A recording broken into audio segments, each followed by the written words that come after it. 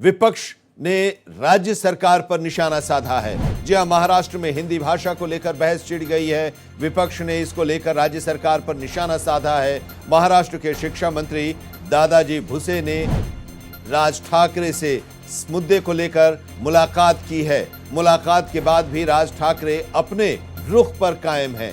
MNS कार्यकर्ता लगातार मराठी के समर्थन में सिग्नेचर कैंपेन चला रहे हैं और इसी को लेकर वहां पर सियासत गरमाई हुई है। और अब महाराष्ट्र के शिक्षा मंत्री ने राज ठाकरे से मुलाकात भी की और उन्हें सरकार की जो ये नीति है उसको लेकर बताने की कोशिश की थी। 3 भाषाओं की जो पढ़ाने की नीति है उसके बारे में बताने की कोशिश की, लेकिन राज ठाकरे अभी भी अपने रुख पर कायम है। और एमएनएस जो कि राज ठाकरे की पार्टी है, महाराष्ट्र निर्माण सेना के जो कार्यकर्ता हैं एमएनएस के, वो मराठी के समर्थन में सिग्नेचर कैंपेन चला रहे हैं।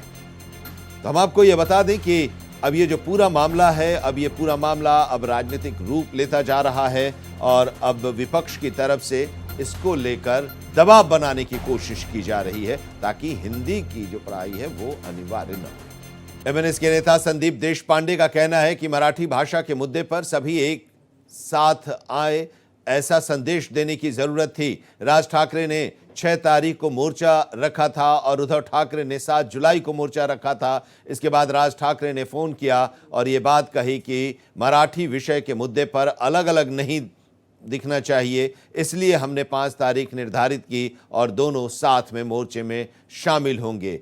हम महाराष्ट्र की अन्य पार्टियों से भी बातचीत करेंगे और उन्हें एक साथ लाने की कोशिश करेंगे। यहां तक कि बीजेपी को भी इस मोर्चे में बुलाया जाएगा।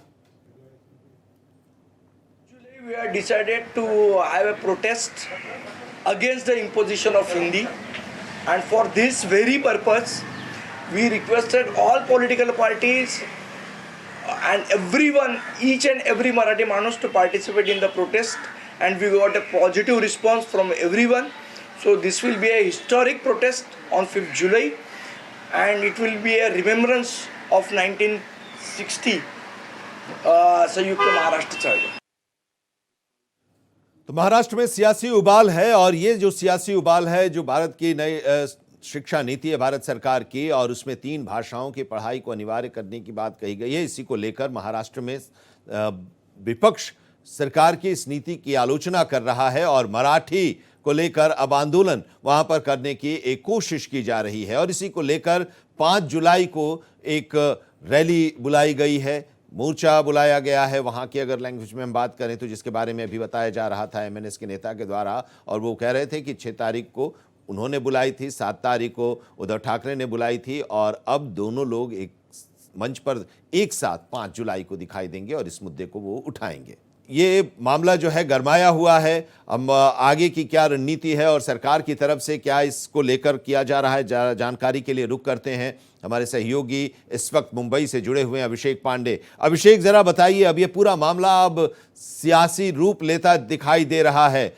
कल दिल्ली में एक कार्यक्रम हुआ था और उस कार्यक्रम में भी क्यों सरकार की ये नीति है, सरकार का ये फैसला क्यों है 3 लैंग्वेजेस का, इसके बारे में गृह मंत्री अमित शाह ने भी बताया और मुख्यमंत्री भी वहां पर बता रहे हैं। लेकिन उसके बावजूद शिवसेना और एमएनएस अब एक साथ आकर इस मुद्दे का, यानी कि मराठी के पक्ष में और हिंदी के विरोध में उतर रहे हैं। देखिए, बिल्कुल सरकार की तरफ से पूरी कोशिश की जा रही है कि ये बात समझाई जाए कि हिंदी वैकल्पिक भाषा है, कोई अनिवार्य भाषा नहीं है। और इस बात को लेकर के लगातार सरकार की तरफ से शिक्षा मंत्री ने मुलाकात की है राज ठाकरे के साथ, उन्हें समझाने की कोशिश की है। बावजूद इसके राज ठाकरे ने 5 जुलाई को एक मोर्चा बुलाया है गिरगांव चौपाटी में। गिरगांव चूंकि मराठी बाहुल्य सोसाइटीज हैं, वहां पर एक मोर्चा बुलाया है। और कल शाम को राज ठाकरे ने संजय राउत को फोन किया है और उन्हें कहा है कि उद्धव ठाकरे जो 7 तारीख को मोर्चा करने वाले थे वो अलग अलग मोर्चा न करके 5 तारीख को मोर्चे में शामिल हो, क्योंकि वो बिना झंडा बिना बैनर के मोर्चा होगा, सिर्फ एक ही एजेंडा होगा, मराठी मानुस और मराठी भाषा, और इसलिए ज्यादा से ज्यादा संख्या में लोग वहां होने चाहिए। हालांकि आज भी महाराष्ट्र सरकार के मंत्री ने ये साफ कर दिया कि जिस तरीके से ये मोर्चा बुलाया जा रहा है या जिस तरीके से इसको लोगों को बताया जा रहा है वो कहीं न कहीं गलत है, जबकि सरकार ने पहले ही स्पष्ट कर दिया है कि ये कोई कंपलसरी भाषा नहीं होगी, ऐच्छिक भाषा होगी। महाराष्ट्र में 15 ऐच्छिक भाषाएं हैं जिसमें एक ऐच्छिक भाषा हिंदी है और ऐसे में जिसको जो भाषा लेनी है वो ले सकता है।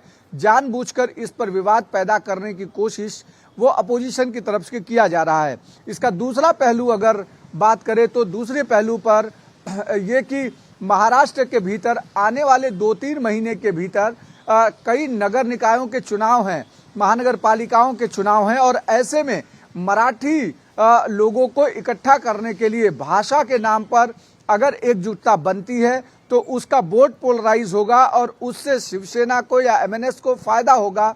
इस तरीके का एजेंडा भी सामने आ रहा है, जबकि सरकार पहले ही कह चुकी है कि हिंदी कोई कंपलसरी भाषा नहीं है, ऐच्छिक भाषा है। ऐच्छिक भाषा हिंदी के अलावा 14 और भाषाएं हैं जिसमें फ्रेंच है, रसिया है, अलग अलग तरीके के देशों की भाषाएं हैं, अलग अलग राज्य की भाषाएं हैं, उसमें आप जो चाहें वो ले सकते हैं। लेकिन शिवसेना यूबीटी को लगता है कि खोई जमीन वो मराठी मुद्दे पर वापस आ सकती है और अब महानगर पालिकाओं में परफॉर्म किया जा सकता है और खासकर बीएमसी निश्चित तौर पर शिवसेना यूबीटी के लिए एक निर्णायक रहेगा और इसके लिए कोशिश ये की जा रही है कि मराठी भाषा के नाम पर जो महाराष्ट्र से जुड़े लोग हैं, मराठी लोग हैं, उनको इकट्ठा किया जा सके और उसके लिए राज्य अगर साथ आते हैं तो निश्चित पोलराइजेशन होगा और उसका उन्हें अनुमान है कि बीजेपी को घाटा होगा और मराठी मुद्दे पर फिर से एक बार महानगर पालिकाओं में शिवसेना काबिज हो सकती है।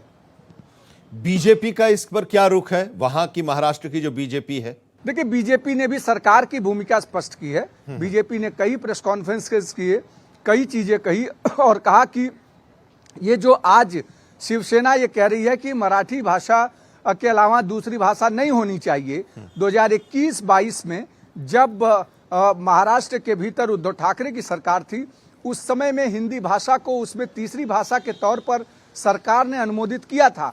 अचानक सरकार बदलने के बाद वो मुद्दा पलटता है और अब हिंदी भाषा का विरोध शुरू हो जाता है। ये अब सियासत गर्माती जा रही है भाषा विवाद को लेकर। मराठी और इंग्लिश के साथ हिंदी को तीसरी भाषा के तौर पर कक्षा 1 से 5वीं तक अनिवार्य करने की जो बात है, इसी को लेकर हिंदी इसमें शामिल किया गया है। इसी को लेकर शिवसेना, उद्धव ठाकरे और राज ठाकरे, उनकी जो पार्टी एमएनएस है, ये दोनों इसके खिलाफ खड़े हो गए हैं और अब 5 जुलाई को इसको लेकर एक जन आंदोलन की तैयारी भी कर रहे हैं। अंग्रेजी से कोई उनको आपत्ति नहीं है, लेकिन हिंदी से आपत्ति है। हिंदी हमारी राजभाषा है, हिंदी हमारी राष्ट्रभाषा है और उससे आपत्ति है और इसको लेकर ये एक मुहिम फैलाने की कोशिश की जा रही है और लोगों को, मराठी जो मानुष हैं, उनको एकजुट करने की कोशिश हो रही है हिंदी के खिलाफ उद्धव ठाकरे और राज ठाकरे के द्वारा। चलिए अब देखते हैं कि अब इसका नतीजा क्या निकल कर आ रहा है। बहुत बहुत शुक्रिया हमारे साथ जुड़ने के लिए अभिषेक आपका।